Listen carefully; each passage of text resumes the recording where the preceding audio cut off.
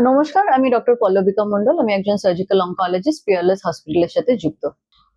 April মাসটা হচ্ছে head and neck cancer awareness month.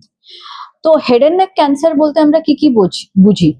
Head and neck cancer শুরু হচ্ছে প্রথমেই ওরাল ক্যাভিটি দিয়ে, মানে ঠোঁটের চারিপাশ, মুখের ভিতরের মানে ভিতর দিকের গাল, চোয়াল, মাড়ি, তালু, এবং তার পিছনে যেটা টনসিল, তার তলায় ল্যারিংস, মানে যেটা ভয়েস বক্স বলেও আমরা জানি। এইসব পুরো এলাকায় যদি কোনো ক্যান্সার দেখা যায় সেটাকেই আমরা হেড অ্যান্ড নেক ক্যান্সার বলি।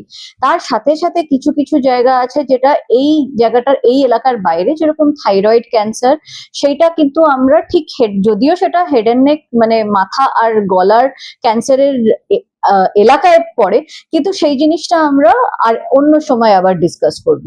এই পুরো হেড অ্যান্ড নেক ক্যান্সার যেটা আমরা বলছি সেটা এরোডাইজেস্টিভ সিস্টেম, আপার এরোডাইজেস্টিভ সিস্টেম, মানে খাবার আর হাওয়া ঢোকার রাস্তায় এই এলাকাটার ক্যান্সারের কথা আমরা বলি। এই জায়গাকার ক্যান্সার প্রধানত ভাবে অনেক দিন ধরে ব্যবহৃত টোব্যাকো রিলেটেড বা জর্দা, খৈনি, বিড়ি, সিগারেট এইসব থেকে ক্যান্সার হওয়ার চান্সেস সবচেয়ে বেশি থাকে। এর বাইরে ক্যান্সার হতে পারে যদি শার্প টুথ থাকে, কোনো মুখের ঘা অনেক দিন ধরে আছে সেই রকম যদি হয়, বা এইচপিভি ভাইরাস বলে এক রকমের ভাইরাস হয়, সেইটার যদি লং টার্ম ইনফেকশন হয়।